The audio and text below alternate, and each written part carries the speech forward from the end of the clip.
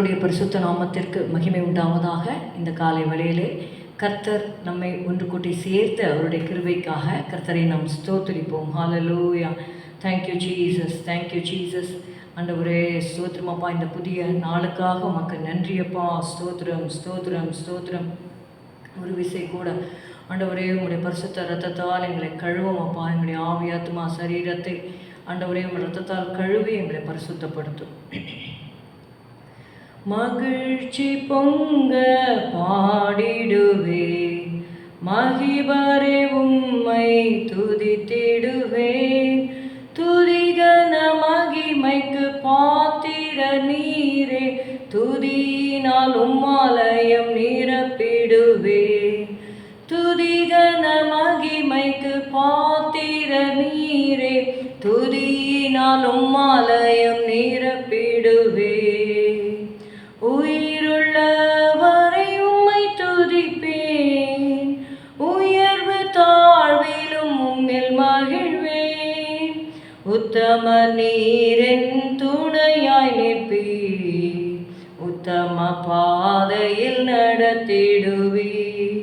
மகிழ்ச்சி பொங்க பாடிடுவே, மகிபரே உம்மை துதித்திடுவேன்.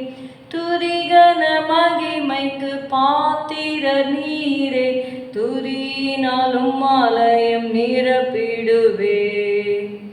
என்னாவு உம்மை போற்றி துதிக்கும், என் வாய் உம்மை பாடி மகிழும். குழியில் கிடந்த என்னை கண்டீரே, கண்மலையில் என்னை நிறுத்தினீரே.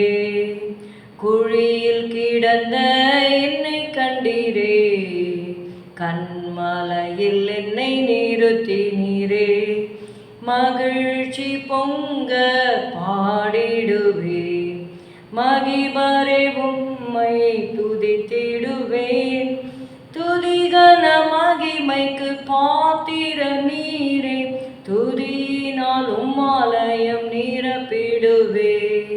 துதிகன மகிமைக்கு பாத்திர நீரே, துதியினால் உம்மாலயம் நிரப்பிடுவே.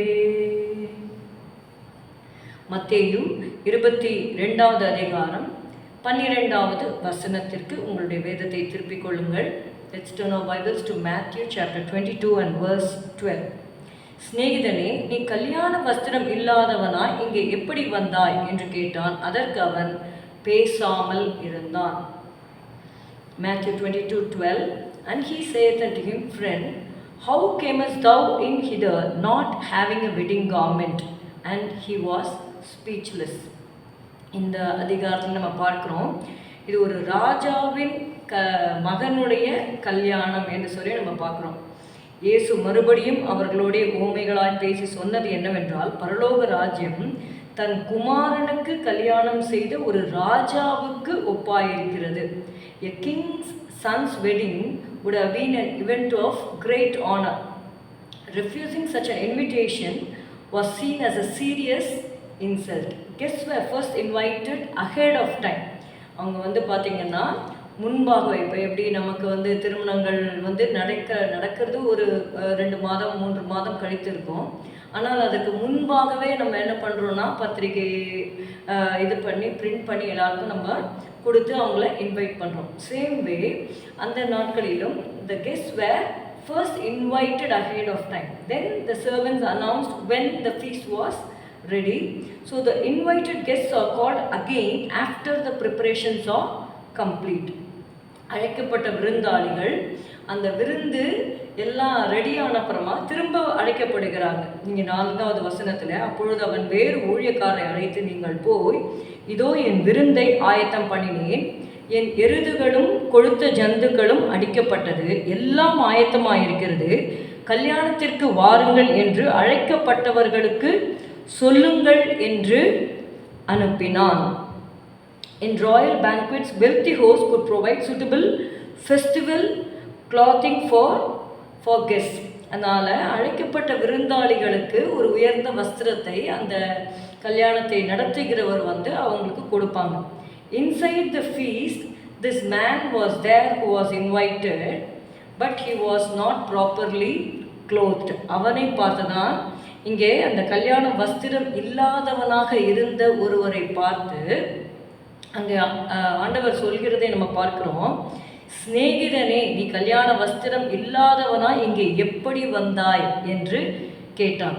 ஆண்டவர் அழைப்பு கொடுக்கும் பொழுது பரலோக ராஜ்யத்திற்கு ஒப்பனையாக இது சொல்லப்பட்டிருக்கிறது. அழைக்கப்பட்டவர்கள் அநேகர் என்ன பண்ணுறாங்கன்னா அசட்டை பண்ணினாங்க அப்படின்னு பார்க்குறோம். 22:5 அழைக்கப்பட்டவர்களோ அதை அசட்டை பண்ணி ஒருவன் தன் வயலுக்கும் ஒருவன் தன் வியாபாரத்துக்கும் போய்விட்டார்கள். மற்றவர்கள் அவன் ஊழியக்காரரை பிடித்து அவமானப்படுத்தி கொலை செய்தார்கள். ராஜா அதை கேள்விப்பட்டு கோபம் அடைந்து தன் சேனைகளை அனுப்பி அந்த கொலை பாதகரை அழித்து அவர்கள் பட்டணத்தையும் சுட்டெரித்தான். That is why I said the refusing such an invitation was seen as a serious insult. அப்பொழுது அவன் தன் ஊழியக்காரரை நோக்கி, கல்யாண விருந்து ஆயத்தமாக இருக்கிறது, அழைக்கப்பட்டவர்களோ அதற்கு அபாத்திரமாய் போனார்கள். ஆகையால் நீங்கள் வழி சந்திகளிலே போய் காணப்படுகிற யாவரையும் நீங்கள் கூட்டிக் கொண்டு வாங்க. So the invitation is open to all. அதாவது பரலோக ராஜ்யம் எல்லாருக்குமே அழைப்பு ஆண்டவர் கொடுக்கிறார். ஆனால் அழைக்கப்பட்டவர்கள் அந்த விருந்திலே வரும்பொழுது they have to have the proper clothing or proper garment which denotes the righteousness of God. கிறிஸ்துவின் நீதியை, கிறிஸ்துவை தரித்து கொள்ள வேண்டும். அதாவது கிறிஸ்துவின் நீதியையும் கிறிஸ்துவின் பரிசுத்தத்தையும் நாம் தரித்து கொள்ள வேண்டும். இங்கே ஒருவன் வந்துவிட்டான், ஆனால் அவன் என்ன பண்ணலன்னா he is coming in his own terms, in his own self-righteousness instead of accepting what the king provided. அந்த ராஜா அவனுக்கு கொடுத்த வஸ்திரத்தை அவன் உடுத்தி கொள்ளாமல் வருகிறான். அதனால தான் நீங்கள் பார்த்தீங்கன்னா அப்போ கூட ஆண்டவர் என்ன சொல்கிறாருன்னா, சிநேகிதனே, நீ கல்யாண வஸ்திரம் இல்லாதவனா இங்கே எப்படி வந்தாய் என்று கேட்டான். அதற்கு அவன் பேசாமல் இருந்தான்.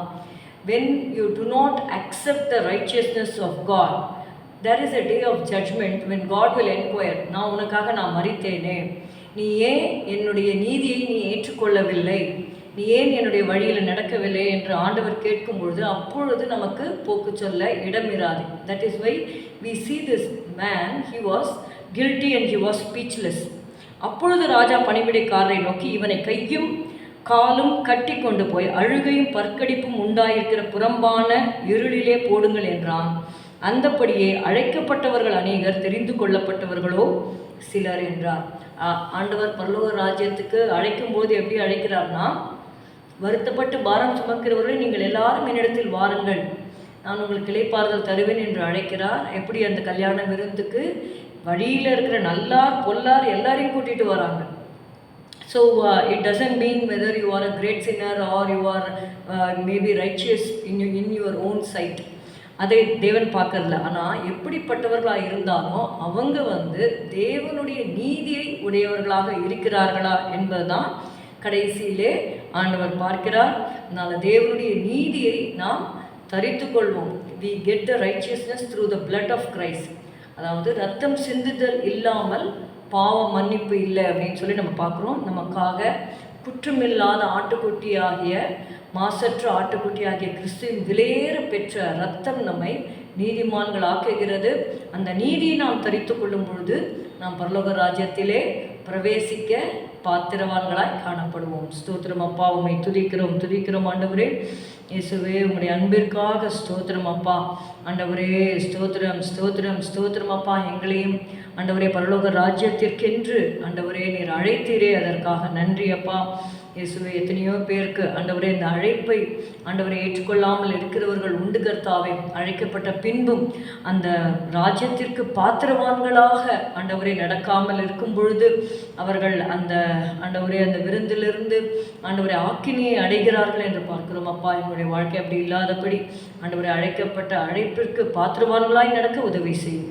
இயேசுவின் நாமத்தில் பிதாவே, ஆமென். எல்லாரும் சேர்ந்து சொல்லுவோம். என் ஆத்துமாவே கர்த்தரை ஸ்தோத்திரி, என் முழு உள்ளமே உடைய பரிசுத்த நாமத்தை ஸ்தோத்திரி. என் ஆத்துமாவே கர்த்தரை ஸ்தோத்திரி, கர்த்தர் செய்த சகல உபகாரங்களை மறவாதே. Good morning. Have a good day. God bless you.